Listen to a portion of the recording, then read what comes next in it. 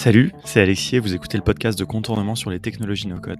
Chaque semaine, on part à la rencontre des personnes les plus intéressantes, dont les projets vous feront découvrir toujours un peu plus de cet écosystème en plein essor. Dans cet épisode, je m'entretiens avec Alexandre Herveau, le cofondateur de Blobber, un outil no-code qui vous aide à créer des produits à partir de vos API. Alors si ça vous paraît un peu obscur et technique, pas de panique, c'est normal, mais on a essayé de faire preuve de beaucoup de pédagogie pour parler de ce sujet qui me passionne, comme vous l'aurez sûrement déjà remarqué. Allez, bonne écoute, et puis on se retrouve à la fin de l'épisode.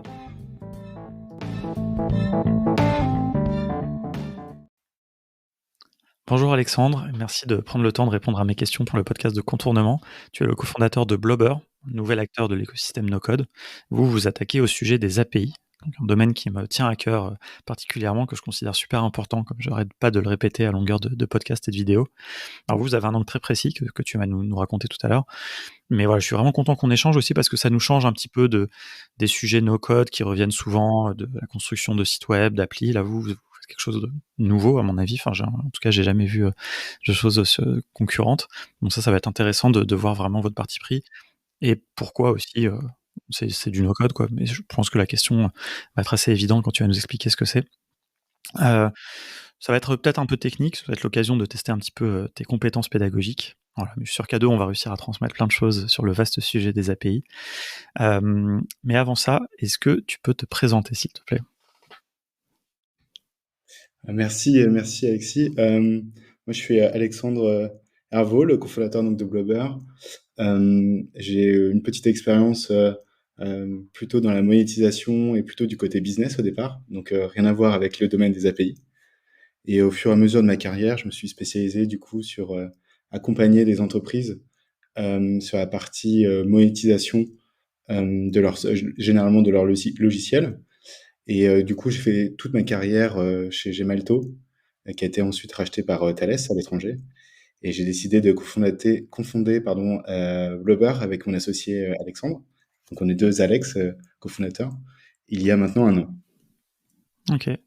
Euh, Avant que tu nous expliques vraiment plus particulièrement ce que c'est Blobber, euh, toi, dans ton parcours, t'as, enfin, en termes de background technique, j'ai envie de dire, un peu c'est quoi est-ce que tu faisais du code, du no-code déjà, avant de vous lancer dans ce sujet? Ouais, c'est intéressant. En fait, comme je travaillais dans une grosse boîte, Gemalto, je m'occupais surtout du sujet innovation, donc lancer des nouveaux projets. Et je suis un peu tombé dans le no-code par hasard, par l'angle plus business et par frustration de pas pouvoir sortir des projets rapidement. Et du coup, j'ai commencé à créer mes premiers sites sur Wix, assez bêtement, des choses très simples. Mais généralement, le flow classique, ça prenait plusieurs mois chez Gemalto. Donc, ça permettait d'avoir des shortcuts pour rapidement montrer une proposition de valeur et Mm. l'expliquer à des partenaires externes. C'est un peu comme ça que, au départ, je suis rentré dans l'univers du no-code et j'ai tout de suite été fasciné par des outils aussi simples que Wix qui me permettaient de gagner des semaines, voire des mois pour lancer un projet. Et du coup, en fait, ouais, le côté no-code, ça a été plutôt j'ai commencé à mettre les mains dedans, effectivement, avec Wix, créer des sites. Et après, le secteur dans lequel j'étais, c'était vraiment essayer de packager du software et de rendre accessible le fait de gérer le software pour des gens du produit. Donc, effectivement, il y avait cette dimension déjà no-code dans le business dans lequel j'étais avant de fonder Blobber. Et donc, c'est un peu la conjonction des deux, créé par soi-même, et aussi le domaine dans lequel j'étais qui nous a poussé vers le no-code. Juste, Gemalto, c'est la boîte qui fait les cartes à puce, hein, c'est ça? Non, enfin, ou entre Exactement. autres. Ouais, ok, c'est juste quand même un gros acteur français, mais qui est pas très connu, alors qu'en fait, c'est hyper présent dans notre vie, non? Enfin, Effectivement, Gemalto, c'est des milliards de cartes bancaires qui sont faites dans le monde entier, avec plein de solutions après et logiciels plus sur la sécurité, cybersécurité. Et moi, j'étais dans l'un des 6 business de Gemalto sur justement la partie plus monétisation, comment aider des acteurs comme HP, Adobe à monétiser leur offre de logiciels en packageant la bonne offre avec les bonnes features aux bons utilisateurs, en ayant les bons quotas d'utilisation et les bonnes références en termes de monétisation et de business model. Et donc, du coup, c'était une partie conseil et également un software qui permettait justement de packager ces différentes offres pour différents besoins. Et donc, est-ce que, enfin, peut-être que le plus simple, avant que tu nous dises d'où vient Blobber, c'est peut-être d'expliquer ce que c'est en quelques mots. Est-ce que si tu peux m'expliquer Blobber, ce que c'est comme si j'avais 5 ans, quoi. De manière très simple, Blobber, on permet de créer un portail d'API en quelques clics qui améliore l'expérience des développeurs qui vont intégrer ces API. Si je simplifie en fait encore plus, Blobber, c'est une solution qui permet de pouvoir définir quel est le contenu de son API qu'on veut partager de manière très très fine, quelles sont les données qu'on veut rendre disponibles, à quelles conditions et potentiellement même à quel prix, avec quel workflow d'utilisation, pour les mettre à disponibilité des personnes externes. Et on fait tout ça en no-code, où on a uniquement une interface graphique qui permet à n'importe qui de pouvoir définir visuellement comment ils veulent partager, monétiser leurs API. On va creuser un peu ça parce que je pense que le premier truc qui est important à préciser, c'est que Blobber, c'est pas ça qui va permettre de faire l'API en tant que tel, quoi. C'est-à-dire, vous partez du principe, vous, que tout le monde, et je pense que c'est beaucoup le cas dans l'industrie, mais même pour des makers, en fait, tout le monde a potentiellement une API, peut-être qui est exposée par un outil qu'on utilise, peut-être par exemple, je vais prendre Airtable et on reviendra sur ce cas-là, mais par exemple, moi, ma base Airtable, comme toutes les bases Airtable, peut être accessible via une API. Et donc, vous, ce que vous proposez, c'est quelque chose qui va venir par-dessus ça,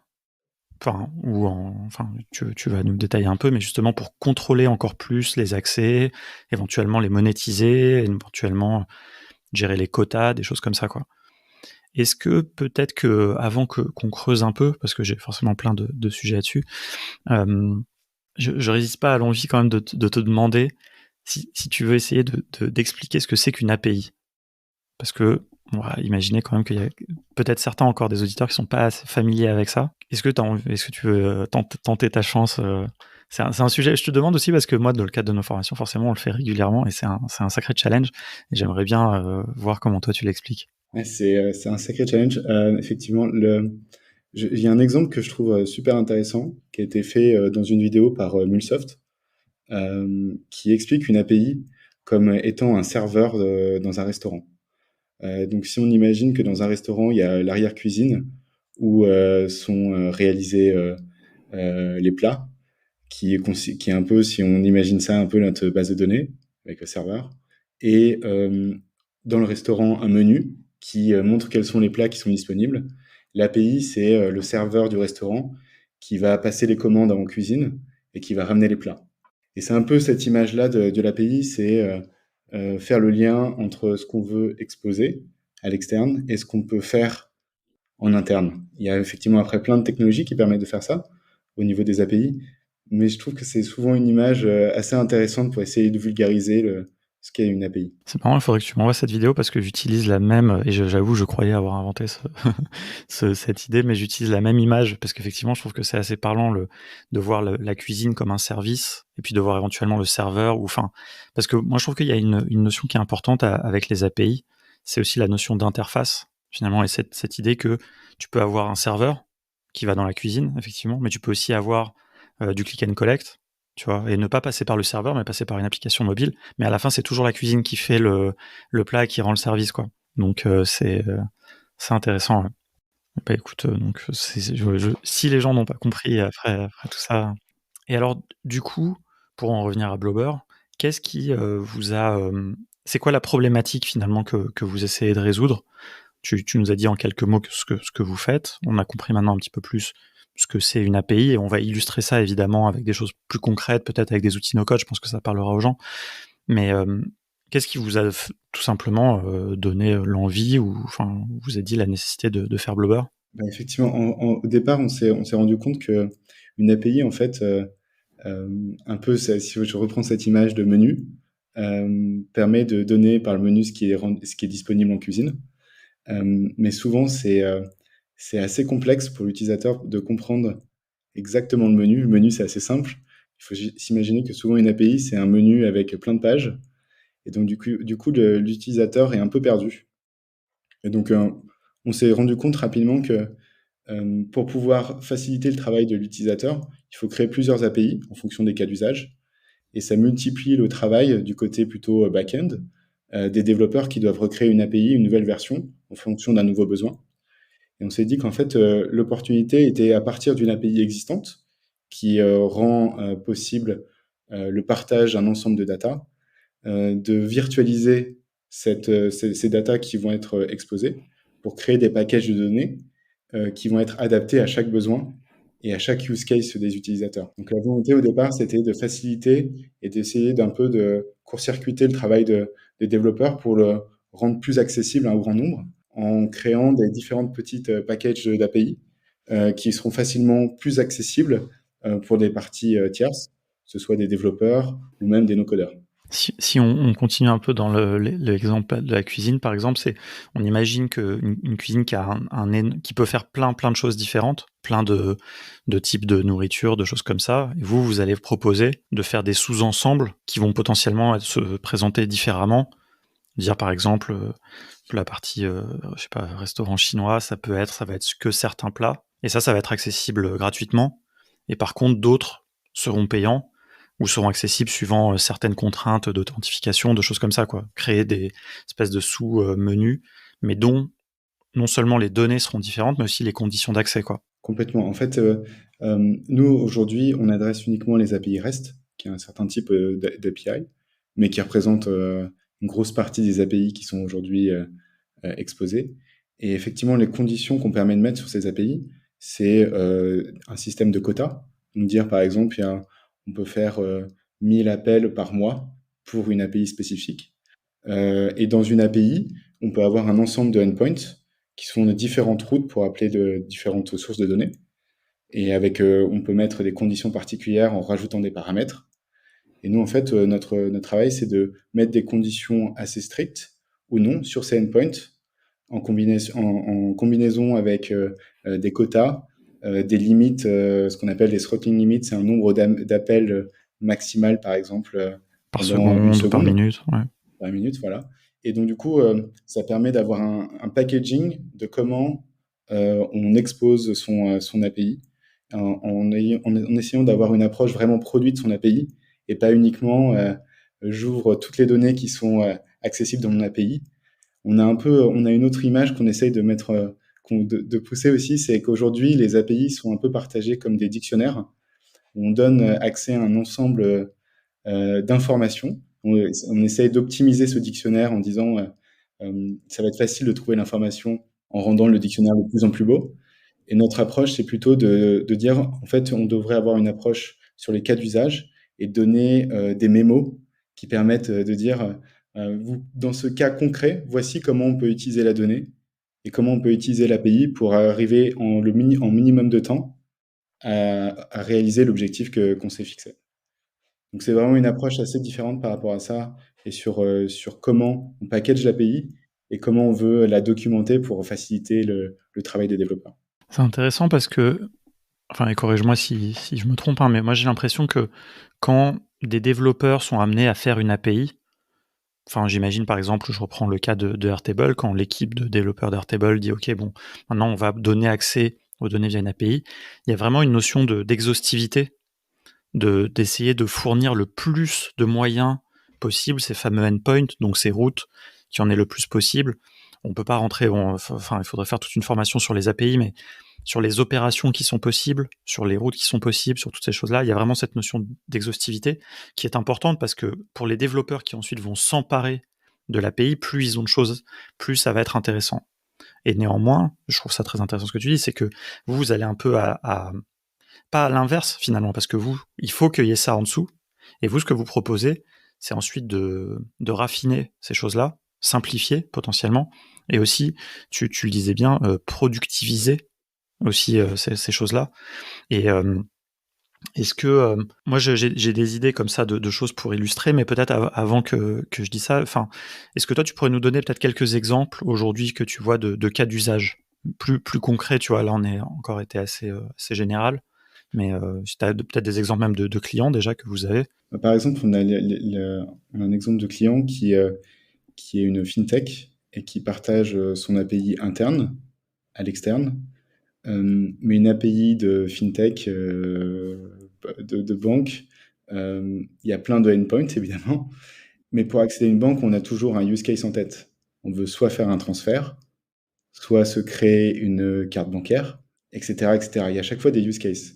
Et en fait, ce qu'on permet de faire, c'est à partir d'une API qui permet de faire plein de choses, on permet au fournisseur de l'API de partager son API avec des partenaires sélectionnés en disant on va créer des use cases en fonction de vos besoins. Et ces use cases sont des conditions spécifiques sur notre API qu'on a créé en interne et qui nous permettent d'exposer que certaines routes à certaines conditions parce que vous êtes un partenaire privilégié. Mais tout en gardant le contrôle sur les autres datas qui sont disponibles dans l'API, qu'on veut soit pas partager aux partenaires, soit parce que c'est des informations effectivement business sensitive ou dans le domaine de RGPD. Donc il y a cette problématique avec l'exemple du banking, à partir d'une API bancaire, comment je crée mes différents cas d'usage pour répondre à différentes demandes de partenaires. Pour bien comprendre l'intérêt entre guillemets de Blobber là-dedans, est-ce que les gens là qui conçoivent cette API, puisque c'est eux vos clients, hein, c'est eux qui sont aussi les maîtres, pourquoi eux-mêmes ne mettent pas en place justement ces différentes règles, etc., ne les implémentent pas eux-mêmes? Alors c'est souvent parce que les entreprises avec lesquelles on travaille sont des startups ou scale-up en forte croissance. Souvent l'expertise de l'API est un peu dans le giron des développeurs et c'est une ressource qui est demandée par euh, plein d'actifs dans la boîte et donc du coup c'est souvent l'API la dernière chose qui est implémentée et on C'est vrai. voit souvent deux choses, soit on n'ouvre pas son API à cause de ça, Absolument. soit on l'ouvre, mais on veut pas itérer sur son API et la qualité est pas forcément optimale. Et donc, notre croyance forte, c'est vraiment de dire l'API doit être gérée par les personnes du produit et pas uniquement par les personnes qui sont des développeurs. Cette approche produit et business, on essaie de la remettre dans les mains des personnes qui à notre sens, devraient le gérer. Hein, c'est hyper intéressant parce que c'est là où on commence petit à petit, tu vois, à toucher vraiment ce sujet des API. Comme tu dis, il y a plein de sociétés où c'est souvent un peu le dernier truc à faire parce que finalement, l'intérêt pour les sociétés, il va être très direct. Enfin, je vais prendre un exemple, je sais pas, très concret que les gens connaissent, je sais pas, de Spotify par exemple. Spotify, je pense que pendant longtemps, on pouvait écouter de la musique en utilisant le client de Spotify. Puis un jour ou l'autre, ils ont quand même fait une API. Mais finalement, ça, c'est quelque chose qui s'adresse à un sous-ensemble de leurs clients, ou peut-être même pas de leurs clients, qui sont les gens développeurs. En fait, ça t'ouvre énormément de portes, mais c'est que adressé à des gens très techniques. Donc c'est vrai que des fois, pour ça, ça peut être moins priorisé. Mais après, j'ai envie de dire, à partir de là, à partir du moment où les gens font une API, ce que tu dis intéressant, c'est soit ça va peut-être être fait un peu vite fait, et puis pas forcément bien documenté, et puis auquel cas c'est pas utilisable, et alors du coup ça sert à rien. Soit un peu le meilleur cas, j'ai envie de dire, et qui je pense va dans votre sens, c'est que ça soit très exhaustif, très bien fait, sauf que du coup les développeurs quand ils arrivent, enfin, franchement, c'est juste trop quoi. Enfin tu vois, c'est ok, c'est super, tu vois, mais faut se plonger dans l'API, et tu vas peut-être pas comprendre ce que tu peux en faire tellement il y a de choses, tellement tu as accès à de choses. Et c'est là où cette notion de produit, je trouve, apparaît, et je pense que les gens sont peut-être pas encore familiers avec vraiment ce côté, enfin, voir l'API, les accès API comme un produit, mais je trouve ça vraiment très intéressant ce que vous faites par rapport à ça. Est-ce que tu as d'autres exemples peut-être un petit peu pour illustrer J'ai peut-être un exemple aussi, ouais, plus du côté no code, Airtable, où on a eu quelques utilisateurs récemment, parce qu'on vient juste d'ouvrir un peu plus publiquement Blobber en self-service, où on a des premiers utilisateurs qui utilisent Blobber pour gérer l'API d'Airtable. hmm, Où à partir de l'API d'Airtable, qui est rendu disponible, on peut prendre son API key dans Airtable. On peut customiser quelles sont les informations qu'on veut rendre disponibles à un partenaire hmm. ou un client potentiellement, ou les données dans une table.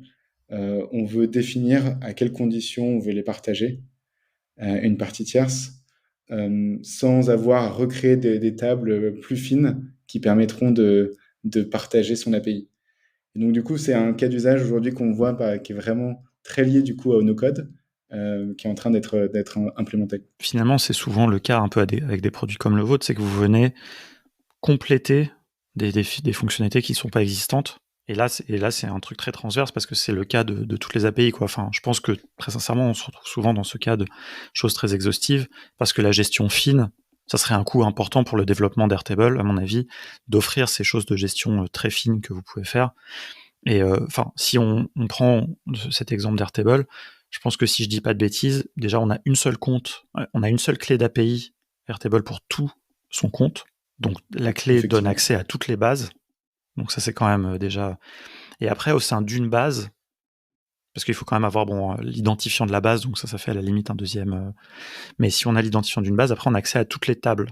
Et donc c'est vrai que si on veut imaginer qu'on veut donner accès, par exemple, je sais pas, je peux donner un exemple bête, ça servirait pas à grand monde, mais si on voulait donner accès à la liste de toutes nos formations sous la forme d'une API, si des gens, je sais pas, veulent construire des comparateurs de formation no code ou un truc comme ça, qui nous demandent ça, bah nous on peut certainement pas leur donner notre clé d'API Airtable, on peut même pas leur donner accès à toute la base, et donc on va vouloir, et là la seule option qu'on a, j'ai envie de dire, c'est Blobber, à moins que c'est dans Blobber, je vais aller sans coder, définir, donner accès. En fait, Blobber va avoir accès à ma table Airtable, enfin à ma base, et puis moi je vais dire, j'expose une seule route qui donne accès précisément à certaines données, quoi. C'est ça en gros si je résume à peu près. Super bien résumé. Effectivement, tu exposes uniquement une seule route, par exemple, pour Airtable, et Blobber va gérer les accès API des utilisateurs avec qui tu veux partager cette, euh, cet accès. Donc, ils auront chaque utilisateur aura sa propre clé API, où toi, tu pourras ensuite suivre la consommation de chaque utilisateur par rapport à cette API. Donc, ça te permet de traquer aussi exactement qui a utilisé quoi dans tes données, pour quel cas d'usage. Et ça a aussi un intérêt, au lieu d'avoir l'information sur la consommation globale de l'API, tu peux avoir de manière très fine comment un cas d'usage a été utilisé par exemple, un partenaire. Et c'est valide sur plein d'outils. Airtable, c'est un exemple, mais à partir du moment où un outil a une API, potentiellement, en utilisant Blobber, on peut gérer les accès de son API de ce site tiers pour repartager à d'autres partenaires sans avoir à passer par un Zapier, par exemple, où il faut avoir certaines connexions qui sont déjà existantes, mais sans avoir de connexion existante qu'un Zapier généralement demande, on peut directement partager son API avec d'autres outils. Ouais, non, c'est intéressant. Je pense qu'un autre cas d'usage, moi, que je verrais bien, je sais pas si vous l'avez déjà un peu exploré, c'est avec Bubble. Parce que dans Airtable, on va dire, donc on a cette notion d'accéder à des données. Mais pour moi, les API, ça permet pas que accéder à des données, même si c'est peut-être un des cas d'usage les plus fréquents, mais on peut aussi donner accès à des services où il va y avoir des traitements qui vont se passer et pas juste renvoyer une donnée. Et donc typiquement, ça c'est quelque chose qu'on peut faire avec Bubble, quoi, côté back-end, comme on dit. Et donc, alors, déjà dans Bubble, tu as des API pour accéder aux données, mais tu peux faire tes propres back-end workflow, enfin, et donc déclencher des actions quand on t'envoie des requêtes. Et ça, typiquement, c'est quelque chose qu'on va pouvoir aussi pouvoir gérer plus finement. Et juste, après, je te laisserai un peu continuer là-dessus, mais moi, ce que je trouve intéressant, c'est qu'il y a cette notion de tracking que tu dis. Il y a aussi une notion de sécurité, pouvoir contrôler les accès, définir des accès différents, ce que tu peux pas faire en général facilement avec des outils dont on parle. Et il y a une autre notion de sécurité qui est celle aussi de pas se faire bombarder de requêtes, quoi. Enfin, ça, je suppose que du coup aussi, enfin, c'est ce truc je sais même pas si de un peu limitateur de vitesse, quoi. Éviter que les gens fassent 2000 requêtes par seconde et un peu contrôler ça, quoi. Complètement. Effectivement, avec Blubber, nous, on agit comme un reverse proxy. Donc, on est une surcouche qui agit on top, au-dessus de l'API. Donc, on contrôle les entrées et les sorties.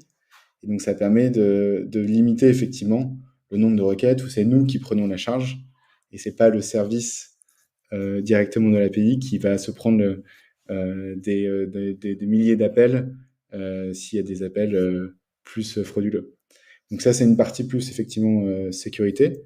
Euh, sur la partie plus service, effectivement, on n'a pas encore de cas d'usage avec Bubble directement, mais c'est complètement quelque chose par rapport à ce que tu m'expliquais, complètement qu'on pourrait imaginer utiliser dans Blubber pour facilement customiser les accès à ces services ou gérer justement comment ces services peuvent être accédés. D'ailleurs, juste pour rebondir là-dessus, il y a quand même un truc, enfin, c'est une des raisons pour lesquelles je suis autant, on va dire, fasciné et juste que c'est important ce sujet des API, c'est que c'est quelque chose qui est complètement standardisé. Alors, parce que là, on parle d'API, mais en fait, on parle d'API REST. Voilà, et puis je mettrai des liens pour que les gens puissent creuser ce sujet, parce que on va pas faire vraiment une formation dans cet épisode, mais le fait que ça soit standardisé, finalement, j'ai envie de dire, vous vous en foutez, quoi, de ce qu'il y a derrière. C'est-à-dire que tant que on travaille avec une API REST standard, ce qui va être le cas de l'API de Bubble, de Airtable, ou si elle a été développée par des développeurs en suivant les bonnes manières de faire, pour vous, c'est complètement abstrait finalement. Effectivement, en fait, généralement quand on construit une API REST, on va faire un fichier, un schema qui représente cette API. Et c'est généralement ce schéma qu'on va intégrer dans Blobber et qui permet de comprendre l'architecture pour nous de l'API. Donc ça, c'est une des solutions. Et souvent, ces outils, c'est pas forcément disponible. Ils le gardent pour eux. Ils le partagent pas souvent. Mais ce qu'on permet de faire aussi avec Blobber, c'est à partir des exemples, on arrive à déduire l'architecture qui a été créée pour ces API. Et donc, on permet de les reconstruire automatiquement pour ensuite pouvoir les contrôler. Donc, il y a une première phase quand on met son API chez Blobber, c'est on, on peut mettre des exemples de données, d'appels, et ça nous permet de comprendre l'architecture de l'API pour ensuite pouvoir contrôler les accès de manière justement très fine pour différents utilisateurs.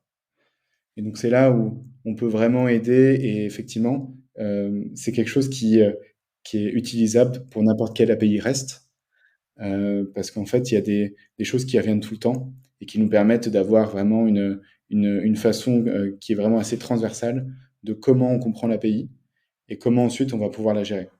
Et tous les outils utilisent généralement REST. Il y a de plus en plus d'outils maintenant qui utilisent GraphQL, qu'on gère pas encore. Mais aujourd'hui, c'est un peu la loi de Pareto, 80-20 sont sur du REST et 20% sur les autres technos. Ouais, sachant qu'il y a dans l'industrie des standards un peu historiques de web service, SOAP, etc. Bon, qui je pense existent toujours un peu, enfin, vraiment dans des contextes très différents de ce que nous on va connaître plus dans le monde des startups, etc. Où effectivement là, ça c'est standardisé. Et c'est vrai que GraphQL, j'avoue que j'ai pas beaucoup suivi tout ça. Pour l'instant, j'ai l'impression que c'est quand même très réservé aux développeurs, mais en termes de manière d'accéder aux données, c'est vrai que ça a l'air d'être un petit peu la nouvelle manière de faire. Et est-ce que vous, alors, bon, là, c'est vraiment une question très technique, mais est-ce que vous comptez aussi offrir à peu près le service que vous offrez aussi sur du GraphQL? C'est exactement ce qu'on veut faire ouais, dans les Ouais, prochains mois, c'est effectivement s'ouvrir à d'autres API. Et GraphQL, c'est effectivement le on top of the list. Mais ok. avant, on a d'autres choses qu'on va améliorer sur le produit, comme améliorer les workflows, sur comment on gère différents endpoints et expliquer dans la documentation pour que ce soit le plus simple possible. Euh, comment, comment rendre facilement accessible l'API. Et ça, c'est Hmm. notre première grande étape avant de partir sur le GraphQL. Ouais, non, mais ça, c'est vrai que c'est un gros challenge déjà qu'il faut arriver à faire. Et donc c'est intéressant parce que tu as expliqué un petit peu comment ça se passait. C'était un peu une des questions que je voulais justement que tu expliques un petit peu aux gens quand on arrive, comment on ajoute sa base de données, donc enfin sa base de données, son API. Et effectivement, j'ai l'impression quand même que la manière la plus facile vraiment de faire, c'est d'avoir le fichier de définition. Ça, c'est le Mm. cas idéal. Malheureusement, effectivement, moi j'ai fait un peu des recherches et pour l'instant dans les outils no-code, j'ai jamais vu ça. Et donc là, on a cette manière plus manuelle que tu décrivais, qui honnêtement j'ai testé hein, forcément avant de. Et je pense que ça peut prendre un petit peu de temps, même si vous avez fait des choses assez intelligentes où on copie juste les exemples de réponses. En gros, si je schématise un peu, hein, il faut un petit peu copier-coller la documentation, par exemple, d'Airtable dans Blobber. Mais comme on n'est pas là pour tout reproduire, c'est bien l'idée de Blobber, normalement, ça ne doit pas prendre trop de temps, quoi. Complètement. On a essayé effectivement de faire en sorte que, en moyenne, ça prenne moins de 2 à 3 minutes pour uploader une nouvelle API dans Blobber. À Ok. partir du moment où on a les informations, le mieux, c'est généralement d'avoir un postman qui permet d'appeler l'API, de voir les réponses. Ouais. C'est un outil vraiment super pratique pour faire ça. Et on peut directement copier-coller les informations dans Blobber Et du coup, ça devient très, très rapide pour pouvoir uploader une nouvelle API. Effectivement, comme tu le disais, quand tu veux uploader une API, tu veux pas forcément, surtout si tu utilises cette technique, avoir tout le schéma de définition dans Blobber, mais il y a uniquement certaines routes, par exemple, qui t'intéressent, et Mmh. à partir desquelles tu veux itérer sur comment tu vas les partager, à quelles conditions, avec tes partenaires ou clients. Ouais. Et alors c'est quoi un petit peu les gens que vous ciblez du coup? Tu nous parlais tout à l'heure un petit peu de use case, fintech, mais vous dans l'idéal, enfin un peu les clients que vous espérez avoir, Alors, en fait, on s'est rendu compte au départ, on a adressé beaucoup les gens du produit Mmh. pour pouvoir mieux partager leurs API. Et on s'est rendu compte ces derniers mois qu'en fait, il y a beaucoup de développeurs qui veulent utiliser Blobber Mmh. pour faciliter le travail.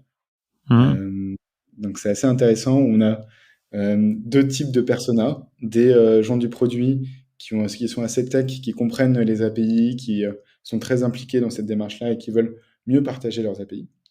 Et donc du coup, la valeur est évidente pour eux d'utiliser Blobber. Et après, on a plus des développeurs qui en ont un peu marre de recréer à chaque fois une nouvelle version d'API, à chaque fois qu'il y a un nouveau besoin, à chaque fois Mmh. qu'il y a un nouveau space, ou alors ils ont plein de endpoints et ça devient incompréhensible pour les utilisateurs. Et eux se redirigent vers nous en se disant euh, on veut utiliser Blobber pour simplifier l'accessibilité de l'API et la compréhension de notre API. Et tout ça sans coder. Euh, c'est moins la chose qui fait rêver les développeurs, le no-code. C'est Mmh. généralement plus le fait de passer moins de temps. C'est effectivement l'approche qui est plus intéressante pour eux. Ouais, mais finalement c'est le moyen de faire, tu vois? Mais c'est vrai que moi j'ai enfin pour avoir déjà écrit, tu vois, développé des API, c'est vrai que c'est quelque chose qui peut être assez fastidieux. Alors maintenant, il y a pas mal de choses qui, permettent d'aller plus vite, mais qui te permettent d'aller plus vite pour faire justement des choses un peu exhaustives. Si tu as ton schéma de base de données, bah, après tu vas avoir toutes les routes qui vont te permettre de faire toutes les éditions. Mais par exemple, la sécurisation, le la limitation de la toutes ces choses-là, par contre, ça c'est hyper, ça peut être déjà compliqué, ça peut être fastidieux. Tu vois? Et tu peux vouloir t'en décharger, quoi. Et donc, moi, je peux imaginer comment, en tant que développeur, bah, OK, bon, j'ai mes techniques pour faire un peu le truc un peu générique, toutes les routes, tous les machins. Par contre, ça, je peux pas donner accès à tout le monde. Donc ensuite, en mode no code, et c'est là où vraiment, moi, je trouve que Blobber est complètement un outil no code, c'est qu'avant ça, tu étais obligé de faire du code. Bah, là, maintenant, en quelques clics, tu mets ta «grosse API» entre guillemets, et puis après tu fais tes sous-produits, tu gères tes comptes utilisateurs, et puis surtout tu l'as mentionné, on l'a pas beaucoup insisté là-dessus, mais aussi on peut faire payer tout ça, quoi. Tu peux mettre ton compte Stripe, et cetera, parce que suivant les données auxquelles tu donnes accès, il y a des gens qui sont prêts à payer pour certains jeux de données ou certains services. On en revient encore un petit peu à cette, dichotomie, mais qui est pas, mais je veux dire, enfin, est-ce que j'ai un exemple d'ailleurs d'API payante que je pourrais utiliser? Non, j'en ai pas forcément. Est-ce que tu as un exemple de... Ouais, il y a beaucoup enfin, en fait, en termes d'API payante, on parle souvent de monétisation directe ou indirecte.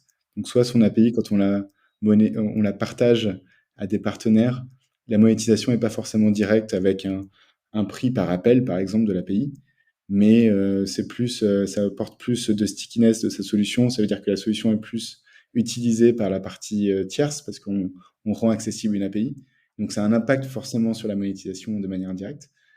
Mais quand on parle de monétisation effectivement directe, il y a trois business models qui reviennent souvent. Soit c'est du prix par appel. Donc, je monétise en fonction du nombre d'appels. Et ça, typiquement, c'est par exemple, des API de météo qui sont vendus potentiellement au nombre d'appels. C'est le premier exemple qui m'est venu en tête, parce que j'ai utilisé ça dans une formation Zapier sur les API récemment. Et effectivement, tu avais un droit à quelques trucs gratuits, mais plus il fallait payer, quoi, par exemple. Exactement. Après, il y a une API super connue, c'est Twilio, pour Mm. envoyer des SMS. Et donc, du coup, c'est en fonction du nombre des SMS. Ça peut être même en fonction du nombre de caractères que tu as dans un SMS. Donc, il peut y avoir on peut imaginer plein de modèles après de la monétisation. Mais c'est vrai que nous, dans Blobber, on s'est focus sur trois monétisations possibles. Soit un prix par appel, soit une monétisation en fonction plus d'une souscription. Donc, un prix mensuel. Et après, dedans, on a un système de quotas, par exemple d'appel API.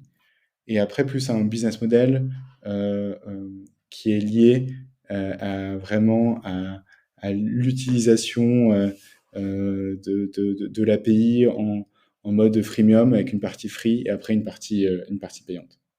Donc du coup, ces trois modèles permettent d'adresser tous les business models qui existent aujourd'hui en monétisation directe dans les API, soit en type monétisation basée sur le nombre d'appels, type de information météo, ou alors des business models qui sont plus évolutifs pour permettre aux gens de commencer à utiliser l'API avant de faire payer. Ouais. Non, mais c'est intéressant parce qu'en fait, il y en a plein en réfléchissant là, tu vois, mais on est plus dans des API de type qui te rendent un service, tu vois. Par exemple, Google a plein d'API. Ils ont une API, par exemple, Cloud Vision, qui est assez ouf, je trouve. Tu sais, t'envoies une image et puis ça te dit ce qu'il y a sur l'image, les couleurs, les machins. Et ça, évidemment, c'est des choses qui sont très intenses en ressources de leur côté. Donc, ils t'en donnent, je sais pas, peut-être 100 par mois gratuits. Et puis, si tu veux plus, il y en a plein. Mais j'essaie de trouver des jeux de données parce qu'il y a il y a plein de jeux de données qui sont accessibles gratuitement. Il y a le site de l'État maintenant qui donne accès à des choses. Mais je suis sûr que même sur les jeux de données, il y a des jeux de données qui peuvent être intéressants.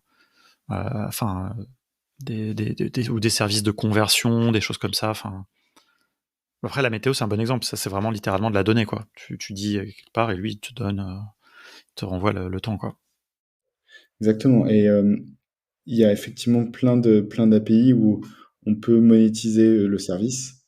Et donc, effectivement, il y a plein de services qui ont été monétisés, que ce soit le SMS, les appels, euh, tout ce qui est tout ce qu'on peut faire via une API est potentiellement ensuite monétisable si effectivement ça rend service. Et en fait, la distinction entre service et data, c'est super intéressant ce que tu dis, c'est que souvent elle est assez ténue au final, parce que même si on offre un service, in fine, ce qu'on offre, c'est de la data. Ouais. Euh, Ce qui en sort, c'est de la donnée, quoi, toujours. c'est toujours de la donnée. Mais c'est vrai que nous, on essaye de faire aussi cette distinction en interne, qui était assez claire. Et aujourd'hui, on voit que les modèles de service et les modèles de data sont de plus en plus liés. Et c'est de Mhm. plus en plus difficile de définir est-ce que c'est vraiment du service ou c'est vraiment de la data. Est-ce que ça rend un service qui est, qui a une valeur en soi, ou alors c'est la data et comment on va être utilisé qui a de la valeur.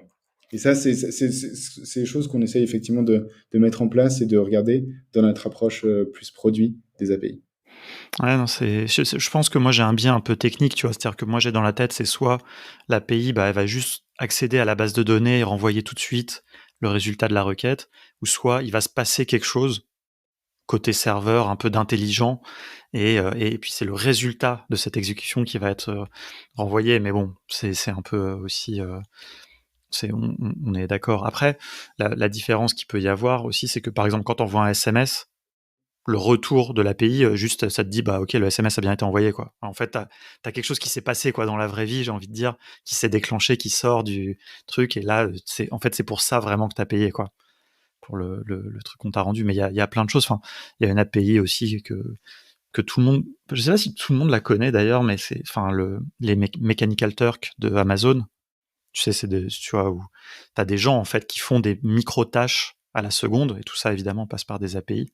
Donc en fait Mhm. là, c'est littéralement quelqu'un, quoi, qui répond.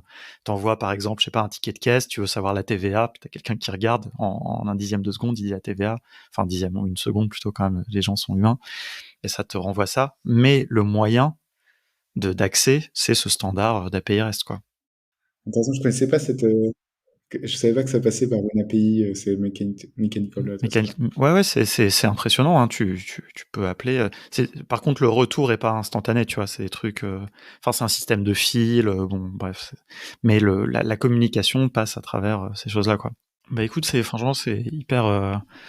Tout ça est très intéressant. Est-ce que je suis curieux un petit peu de savoir un peu plus votre roadmap, un petit peu ce qui a à venir. Tu nous parlais tout à l'heure de GraphQL, et j'ai envie de poser en même temps un peu la question de comment vous décidez des fonctionnalités à implémenter. Est-ce que vous interrogez vos utilisateurs? Est-ce que vous avez même peut-être une roadmap publique? Tu sais, il y a pas mal de startups hein, qui font ça, ou un peu le côté PM, un peu, j'ai envie de dire, de votre propre produit.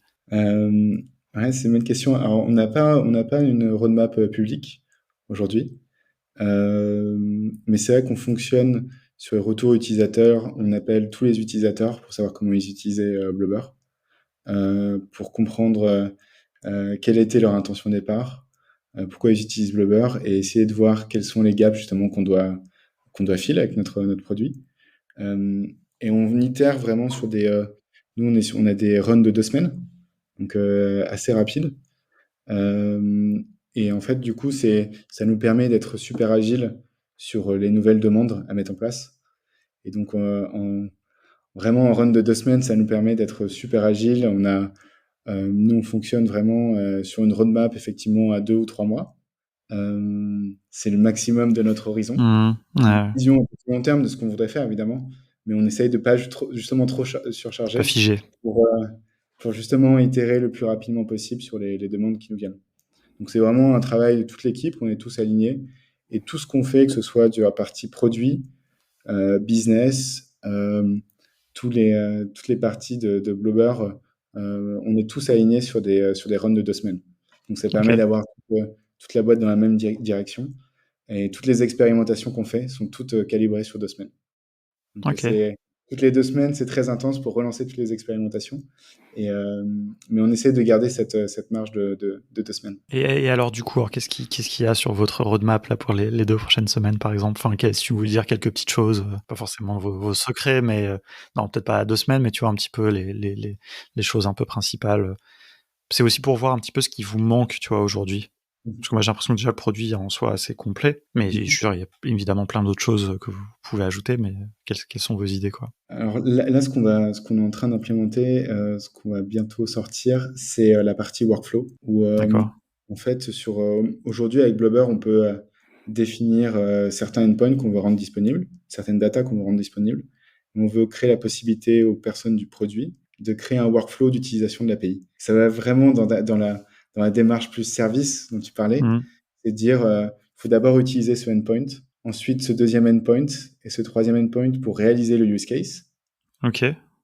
avec des exemples de données, des exemples de code, en mettant les bons paramètres, etc., pour que le développeur, une fois qu'il accède à ce produit, puisse facilement comprendre dans quel sens il doit utiliser l'API pour l'implémenter dans sa propre application. Ok. Donc c'est avant de, si je comprends bien, hein, juste pour parce que ça a l'air très intéressant. Avant de répondre, donc le développeur fait une requête à l'API, ça passe par Blubber. Et là, en fait, il va y avoir plusieurs actions qui vont être effectuées par Blubber avant de répondre au développeur. Non, et c'est... En fait, c'est plus au moment de la compréhension de l'API, où on va améliorer la documentation. C'est au moment de la documentation où le développeur va pouvoir voir les workflows existants pour intégrer les différents endpoints. Et au lieu d'avoir, ce que je partage avec toi, le fait d'avoir un dictionnaire, on a tous les endpoints.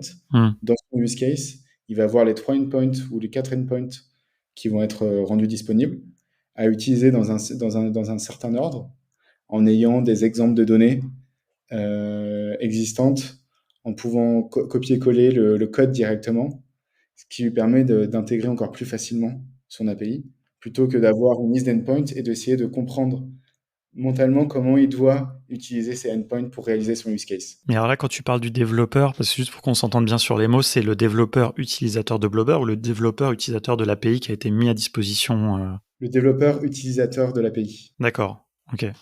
Et ça lui facilite le travail au lieu de, par exemple, je donne un exemple sur obtenir une carte bancaire. Pour obtenir une Ouais, carte bancaire, il faut d'abord envoyer sa carte d'identité. Ensuite, il faut ouais. faire la requête pour la carte bancaire. On ne peut pas faire la requête de la carte bancaire avant d'avoir envoyé sa carte d'identité. Et ensuite, on la reçoit. C'est une chose très simple, mais Ouais, ouais, non, non, mais c'est c'est intéressant parce montrer qu'il y a le plusieurs flow. étapes, quoi. Voilà, exactement. C'est un étapier qui permet de mieux comprendre comment utiliser les API, et on veut le généraliser avec des exemples de code qui permettent de facilement intégrer l'API.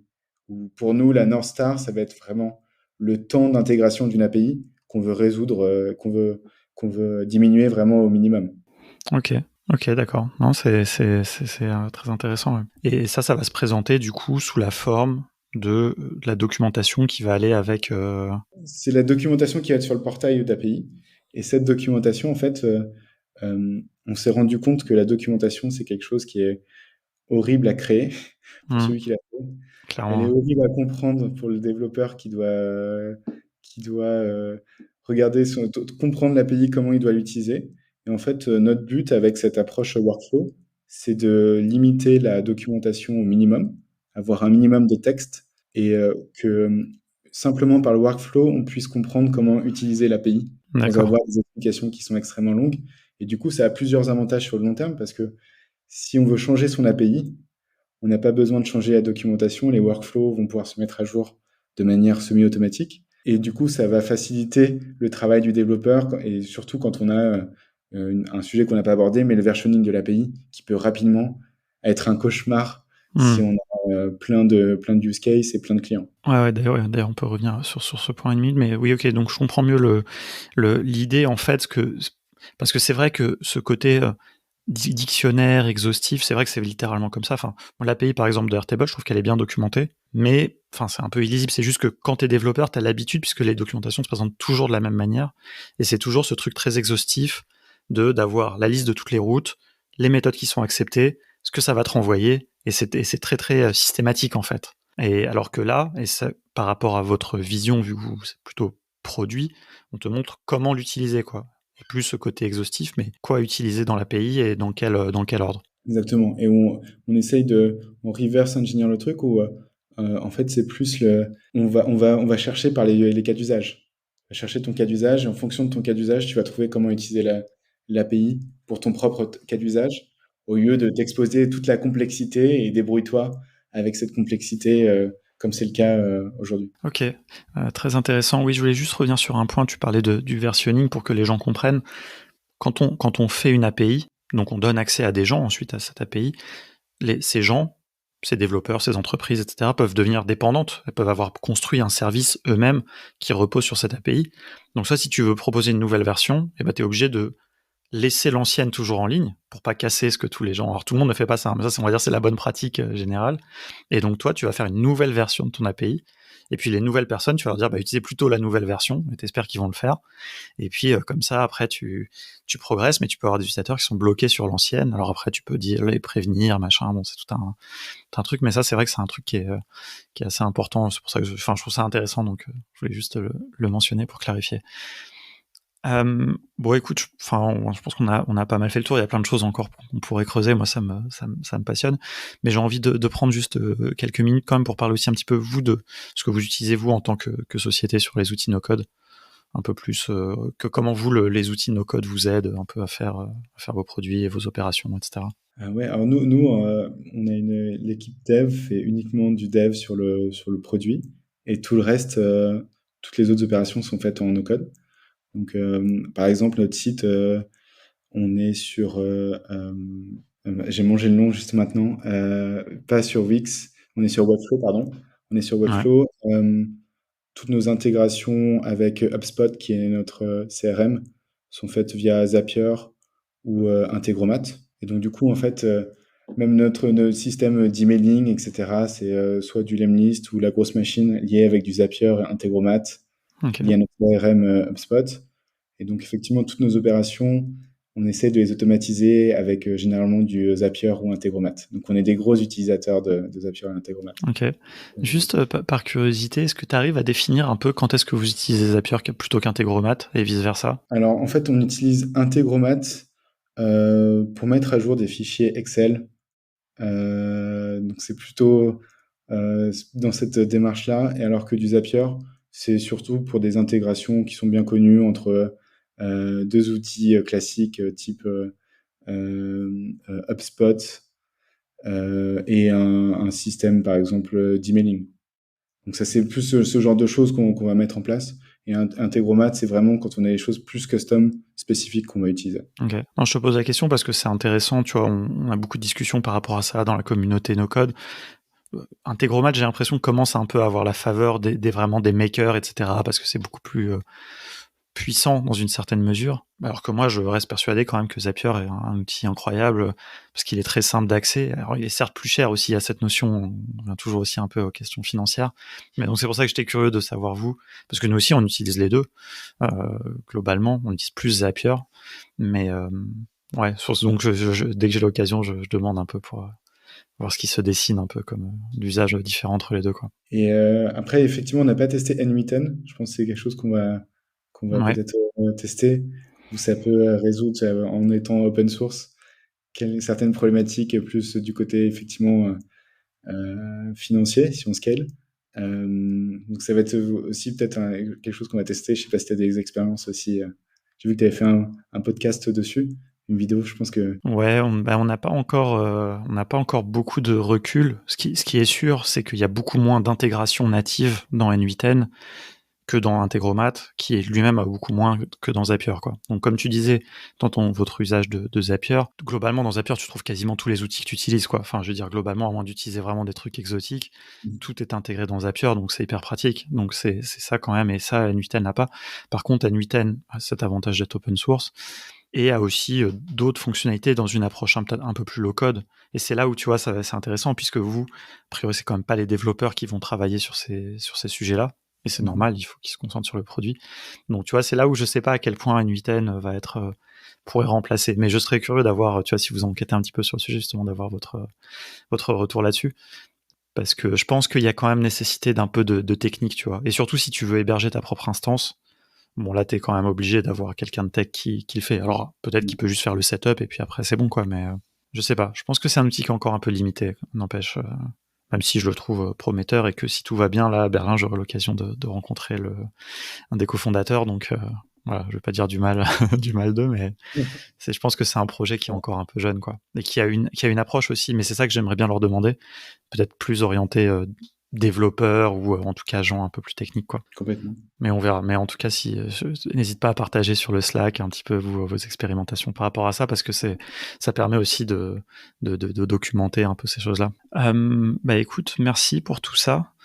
Euh, je regarde un petit peu mes questions, mais je pense qu'on a pas mal fait le tour. On a bien creusé. J'espère que voilà, ça aura intéressé les gens, parce que moi, ce que je serais curieux un petit peu de voir, et ça sera peut-être après ma dernière question, mais c'est que moi, j'aimerais bien, en tout cas, que moi, et puis peut-être on refera un épisode, je sais pas, dans un an, quelque chose comme ça, c'est de voir ce que vos clients ont construit avec ça. Parce que cette idée de faire des produits à base d'API, enfin, ou tu vois, en tout cas, ça dépend par quel bout on le prend, mais bon, en tout cas, tu as cette monétisation, etc. Je trouve ça vraiment très intéressant, parce que pour l'instant, j'ai l'impression que c'est réservé vraiment à des grosses boîtes, etc. Enfin, et là, j'ai l'impression que vous allez donner ça plus accessible, et donc des gens qui sont un petit peu créatifs pourraient proposer des choses très intéressantes. Donc, je pense que c'est toujours pareil, tu vois, quand tu es éditeur d'une solution, tu as envie de voir comment tu vas être surpris par tes utilisateurs, quoi. Tu vois, d'ailleurs, c'est une question que je pose souvent. Je pense que là, c'est peut-être encore un peu tôt pour te la poser, mais en tout cas, j'aimerais bien que tu nous partages si des utilisateurs vous surprennent et font un usage, tu vois, que vous n'aviez pas du tout prévu, quoi. Ouais, bah, on est super impatient effectivement d'avoir ces retours-là. C'est vrai qu'on vient juste d'ouvrir Blubber. Jusqu'à présent, c'était sur des cas d'usage bien travaillés avec des entreprises avec qui on est partenaire effectivement plus des scale-up. Et là, étant donné qu'on ouvre un peu plus, Blubber, effectivement, on s'attend à des cas d'usage.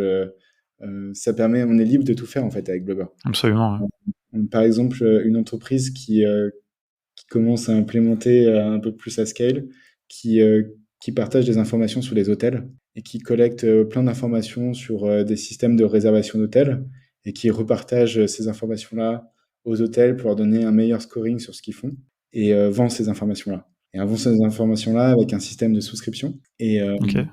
Et c'est super intéressant parce qu'effectivement, ça, on n'aurait jamais pensé de pouvoir le faire. Mmh. Et ça nous paraît valide dans n'importe quel secteur. Dès qu'il y a de l'information, qu'elle est bien packagée pour un use case spécifique, on pense que ça intéresse forcément une partie tierce qui sera prête à l'utiliser et l'acheter. Ouais, carrément. Et tout ça de manière informatisée, donc en passant par des API, quoi. Et pas juste à acheter des reporting PDF et des trucs Ouais. comme ça qui sont traités, quoi. Et alors, dernière question, juste, est-ce que toi, tu aurais une idée, par exemple, d'un produit que tu ferais un peu sous cette forme-là? Si tu avais le temps, j'imagine que t'as pas de side project en dehors de Blubber, J'ai mais pas de side project. Ce que je vois beaucoup, c'est que une idée j'aimerais bien faire avec Blubber, c'est par exemple des informations sur l'immobilier. Euh, ouais, En fait, il y a plein d'informations où c'est uniquement disponible sur les sites Internet. Maintenant, on a le prix des biens en France qui est rendu publiquement disponible. Et je pense qu'il y a plein d'idées de produits qu'on peut mettre en place pour facilement utiliser ces informations en ayant des cas d'usage très précis. Et ça, c'est complètement quelque chose que je me verrais utiliser avec Blobber si je peux garder un peu plus de temps. Ah, c'est intéressant parce que ça montre bien un des usages, c'est-à-dire que tu vois un peu en cascade dans ce truc d'API, tu vois, c'est-à-dire que l'État met à disposition des données à travers des API. Il y a quelqu'un d'ailleurs sur le Slack de No Code France qui travaille chez API.gouv, là, enfin, donc qui a déjà partagé un petit peu de choses comme ça. J'invite vraiment les gens à aller voir. Et donc en fait, tu peux, si tu as la capacité technique d'une manière ou d'une autre de récupérer ces données, les travailler et les redonner sous la forme d'une API, quelqu'un, ça a de la valeur, quoi. Et là, alors je sais pas si on est service, données, ça, justement, on s'en fout à la limite, mais tu vois, ce truc d'algorithmique, ou je sais pas comment on appelle ça, tu vois, cette valeur que tu vas créer à partir de données qui sont publiques, elle peut elle-même avoir de la valeur, donc ouais, c'est bon. Je pense que j'espère qu'avec tous ces exemples, on aura un petit peu illustré justement vraiment ces choses-là, parce que je trouve que tout en mettant en avant vraiment l'intérêt de ce que vous proposez, ça met aussi un petit peu en contexte qu'est-ce qu'on peut faire de ces API finalement. Une fois qu'on a compris ce que c'était, qu'est-ce qu'on en fait. Ça, c'est aussi l'autre level où les gens comprennent pas forcément, quoi. C'est un peu un des enjeux, et je pense que j'espère en tout cas. On verra ce que les gens en diront sur le Slack. On verra peut-être que suite à cet épisode, il y a des gens qui seront un peu créatifs, qui vont imaginer des choses. Ça serait très intéressant. D'ailleurs, ça me fait penser à un truc. Bon, on va pas faire toute la liste de tous les outils no-code qui peuvent exposer des API, mais tu vois, on parlait d'Integromat. Avec Integromat, tu peux faire des webhooks, mais tu peux faire des webhooks, enfin, t'as pas de contrôle sur tout ce qu'on disait, encore une fois, la sécurisation, et ben franchement, ça serait carrément possible de faire des webhooks Integromat qui seraient monétisés à travers Blobber, par exemple. Complètement. Et ça, à mon avis, ça pourrait être carrément cool, parce que là, ce que tu peux faire avec Integromat est quasiment infini, quoi. Enfin, je veux dire. Donc voilà. Parce que je cherche, parce que forcément, dans ce qu'on a évoqué, c'est quand même surtout beaucoup des API qui vont être développés par des développeurs. Mais moi, j'aimerais bien voir aussi un peu des no-codeurs, je pense, pourraient s'emparer de ça, quoi. Complètement. Après, effectivement, dès qu'il y a une API, elle est facilement partageable avec une customisation des accès et monétisable de facto, dès que c'est une API REST. Donc, dès qu'une API REST, on peut utiliser ensuite sur Blobber. Ah, bah, écoute, ça c'est un bon mot pour que les gens gardent ça en tête. Et bah écoute, merci beaucoup. Où est-ce que on peut te suivre, et puis Blobber un peu, sur où est-ce que vous êtes déjà toi joignable éventuellement, et puis sur les réseaux, tout ça. Enfin. On est principalement sur LinkedIn. C'est la meilleure façon de suivre les actualités de Blobber. On publie assez fréquemment. On a un blog pour les bonnes pratiques aussi, plutôt business ou sécurité sur les API. On publie régulièrement des articles. Et ouais, directement sur LinkedIn, toute l'équipe, on est tous sur LinkedIn. Et sinon, sur notre site www.blobber.io. Ok, super. Bah écoute, je mettrai tout ça dans les notes. Merci beaucoup. T'es sur le Slack aussi, il me semble. Oui, je suis sur le Slack, No Code. Donc voilà, éventuellement, on pourra continuer aussi la discussion là-bas. Et bah écoute, merci beaucoup. Et puis à très bientôt. Alors tiens-nous au courant de tout ça. Ça marche, Alexis. Merci beaucoup. Salut. Salut.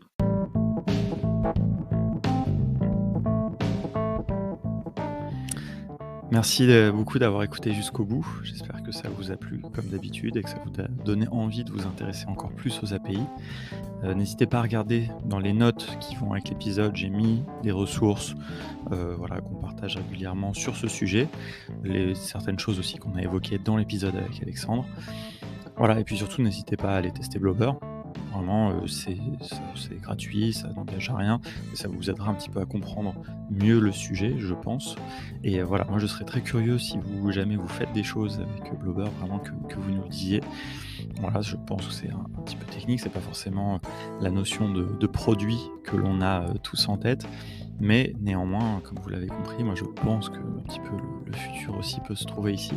Donc vraiment, si vous faites des choses avec, tenez-moi au courant. Bon, tenez évidemment Alexandre au courant aussi, je pense que ça l'intéressera.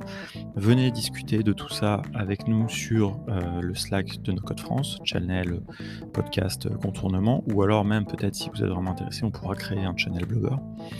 Et si vous voulez vous former plus à la question des API, à ce stade dans nos formations, pas une formation encore qui soit vraiment dédiée à ça. Par contre, dans notre formation Zapier, niveau intermédiaire, niveau initié, on a passé pas mal de temps là-dessus, parce qu'avec Zapier, il est possible de travailler avec des API. faire des choses assez simples, mais exposer des API, se connecter à des API, toutes ces choses-là. Et donc, on a pris le temps aussi de vraiment bien expliquer le concept, et puis il y a des exercices. Donc voilà, donc à ce stade, dans notre catalogue, c'est ce qu'il y a de vraiment de plus intéressant. Et puis, on l'a en tête depuis un moment, c'est un sujet vraiment qui me tient à cœur. Donc, il y aura une formation, j'espère, d'ici la fin de l'année 2021, vraiment dédiée à ce sujet. On avait fait les prémices un petit peu de ça, c'est un article que vous trouverez dans les notes de l'émission, qui est un petit peu comment le no-code peut vous aider à utiliser les API, à comprendre tout ça.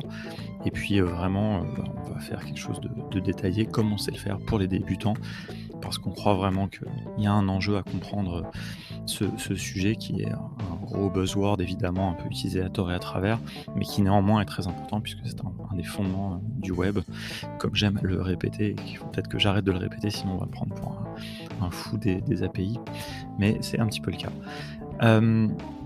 Eh ben, écoutez, je vais m'arrêter là.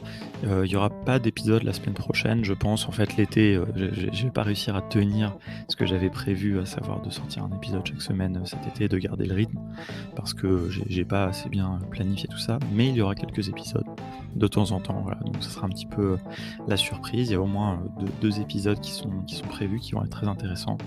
Et puis par contre, à la rentrée, de toute façon, on partira à fond, on reprendra le rythme.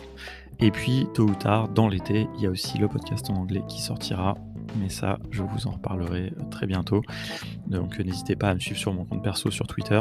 Ça sera annoncé là. Et puis, on retweetera évidemment avec le compte de contournement. Et puis sur le Slack.